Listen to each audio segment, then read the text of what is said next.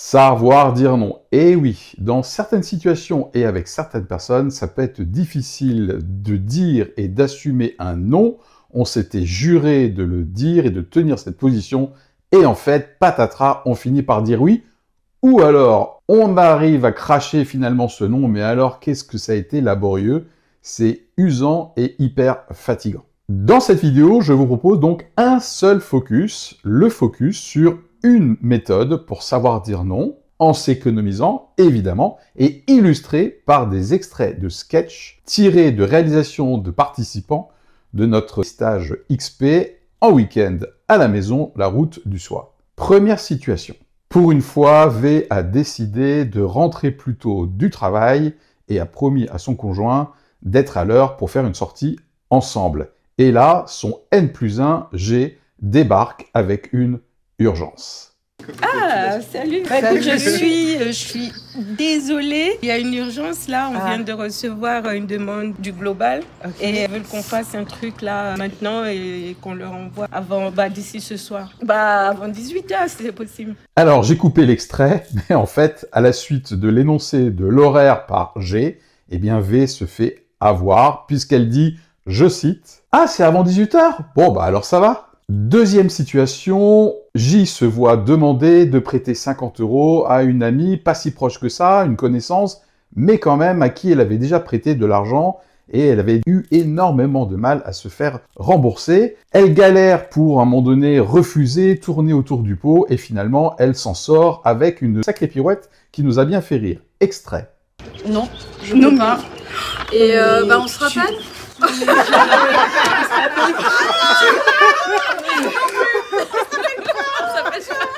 Bon, je crois qu'il est temps maintenant de voir précisément cette fameuse méthode pour savoir dire non, et on va le faire ensemble, on va s'entraîner sur deux extraits, deux autres situations. La première, il se trouve que A invite F à une soirée, vous allez le voir, c'est une soirée déguisée, et en fait, F n'a absolument pas envie de venir à cette soirée, et sait pas trop comment lui dire. Extrait. Salut, on y va alors? Salut. On va à la fête prévue du village. Quelle fête? Excuse-moi, Mais tu sais, je t'en avais parlé. On va à une fête, on n'est pas beaucoup, on est juste une vingtaine. Tu sais, la soirée déguisée du village. Alors non, je suis désolé, j'ai pas du tout suivi. Tu peux me rappeler ce que c'est? Mais tu sais, on est 20, il y a aussi Jimmy, il y a aussi Alicia, que tu connais d'ailleurs, c'est des amis en commun. Puis c'était la soirée déguisée, c'est Jimmy qui organise, on se déguise tous, enfin. Puis on n'est pas beaucoup, on est juste une vingtaine. Dans cette situation, la solution, ça serait quoi? Bien, déjà, on sait que l'étape numéro 1, F, sait qu'il voudrait dire non. C'est la première étape de la méthode, savoir ce qu'on veut. La deuxième étape, c'est d'accueillir et pas de répondre tout de suite ce non du tac au tac, mais d'accueillir la demande, de faire preuve d'empathie. Par exemple, écoute A, merci beaucoup pour les précisions que tu m'as données sur cette fête, merci beaucoup d'avoir pensé à moi. Effectivement, je trouve que c'est assez cool qu'il y ait ce genre de soirée organisée au niveau du village. Écoute, je vais être assez direct, donc je vais te dire non sur ce coup-là, je serai pas là. C'est pas vraiment mon truc, c'est le genre de soirée déguisée. Donc là, je viens de dire non, et j'ai donné une rapide explication, ce qui n'est pas une justification. On peut compléter la méthode avec les deux derniers points suivants, toujours dans cette situation. Ça m'embête un petit peu de te dire ça, parce que je vois bien que tu comptais sur moi, voilà, mais je préfère vraiment rester sur ma position.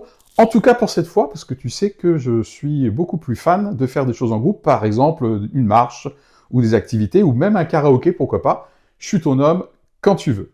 Deuxième situation pour qu'on s'entraîne ensemble, il s'agit cette fois-ci de V qui demande à sa maman une voiture pour sortir avec ses potes. Il se trouve que c'est pas la première fois que la mère lui prête la voiture, ça se passe plutôt bien. Mais bon, la mère veut quand même que la fille apprenne à organiser ses soirées sans tenir compte de la voiture des darons, et puis jamais trop rassurée par rapport à l'usage de l'alcool. Extrait. Maman, s'il te plaît, s'il te plaît, s'il te plaît, s'il te plaît. Et ce soir, j'ai une soirée là. Tu peux avoir la voiture? Une soirée? Quelle soirée? Ah, mais comme toujours quand elle est pote, on a la même bande. Oui, je la connais la bande, oui. Mais j'ai besoin de la voiture, maman. Mais tu savais qu'il y avait cette soirée? Non, ça s'est organisé comme ça, là. Là, à la dernière minute, une soirée? Non. Ah, c'est quoi alors? Tu viens de dire une soirée? Oui, une soirée. Il faut que je cherche tout le monde et on n'a pas de voiture. Et après, ouais, non, mais je suis là, c'est l'heure le permis. Oui, mais je t'ai toujours prêté la voiture, non? Bah oui, mais justement. Voilà, ce soir, non. Et pourquoi pas? Parce que je t'ai toujours prêté la voiture et que je pense que... Choisis tu continues à parler comme ça, tu me donneras moins envie de te la Vas-y prêter. frère, tu m'énerves. Si j'applique la méthode de cette vidéo, voilà ce que ça peut donner en tant que réaction de la maman N vis-à-vis de la fille V. Écoute ma fille, je crois que j'ai bien compris effectivement ton urgence et je me mets à ta place, je sais qu'à votre âge, les planifications, c'est pas trop votre truc, donc ça m'étonne pas qu'à un moment donné, vous ayez effectivement une soirée qui s'organise un petit peu au dernier moment. Tu sais que d'habitude, je te prête la voiture, mais là, pour le coup, ma réponse va être non. Tout simplement, j'ai besoin que tu organises tes soirées de manière autonome et que tu ne comptes pas forcément sur la voiture des darons. Voilà. Tu sais que je t'aime, tu sais que je te prête par ailleurs la voiture. Il y a une part de moi qui aurait toujours envie de te dire oui, mais là, je vais rester vraiment sur le non. Évidemment, tu le sais qu'une prochaine occasion, n'hésite pas à me solliciter pour savoir si la voiture est disponible. Voilà, donc là, je viens d'illustrer clairement les différentes étapes de la méthode. Donc, je sais que cette fois-ci, je vais dire non. J'accueille néanmoins et je montre à ma fille que je comprends sa demande. Je lui dis non. Je lui donne une explication, l'histoire de l'autonomie, ok? Je lui montre qu'effectivement, je fais preuve d'authenticité émotionnelle. Et je termine par le fait de laisser une porte ouverte pour une prochaine fois, puisque c'est pas la première fois qu'elle me demande une voiture, et ça arrive assez régulièrement que je lui dise oui. Vous êtes en train de vous dire, ouais, mais si en fait le demandeur, il insiste, il fait du chantage, etc. Eh ben exactement, on va revenir sur une situation avec G et avec V. Extrait. Oui, non, mais là, c'est vraiment une urgence, tu sais, ils ont vraiment besoin de ça, il faut vraiment qu'on leur envoie ça ce soir. Je suis vraiment désolée de te demander ça. Si tu peux faire un effort, s'il te plaît. Alors, je suis vraiment dans la mouille si tu n'aides pas. Voilà, encore une fois, ici, on a bien rigolé. Donc là, j'utiliserai la technique du disque rayé, c'est-à-dire que j'ai fait la méthode qu'on a vue ensemble sur les deux situations précédentes, mais cette fois-ci, je vais utiliser la technique du disque rayé. Ça donne ce qui suit. Écoute G, je comprends tout à fait, encore une fois, ton urgence, je comprends même ton insistance, mais pour le coup, tu vas devoir te passer de mon aide, sachant qu'à d'autres moments, tu sais que tu peux compter sur moi. Allez, je file, sinon je vais être en retard. Hein. Allez, bye G. Voilà, donc vous l'avez compris, la technique disque rayé consiste à réutiliser des arguments et les étapes de la méthode, et surtout sans chercher à avoir d'autres idées, d'autres arguments, bref, de rentrer dans des débats où là, le risque est grand de se faire retourner comme une crêpe.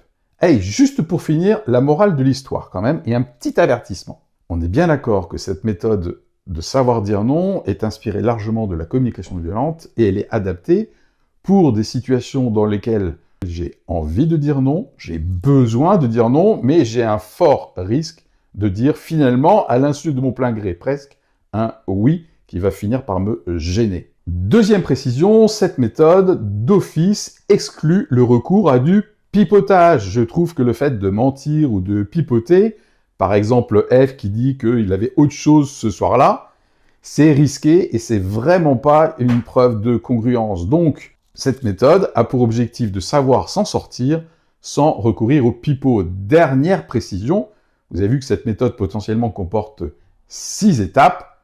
C'est la version longue à ne mettre entre les mains que de personnes qui sont assez balèzes déjà dans le fait de savoir dire non, parce que sinon, parmi les 6 étapes, il y en a certaines qui sont dangereuses, au sens où mon interlocuteur ou mon interlocutrice pourrait me retourner comme une crêpe. Donc, il existe une version ultra courte, juste dire non, même si c'est en mode un petit peu brutal et se casser, et il existe une méthode intermédiaire avec les 3 premières étapes, c'est-à-dire savoir ce que je veux, accueillir la demande, savoir dire non, et on zappe ici le fait de donner une explication, de faire preuve d'authenticité émotionnelle, et encore moins, évidemment, de recourir à une solution alternative de compensation.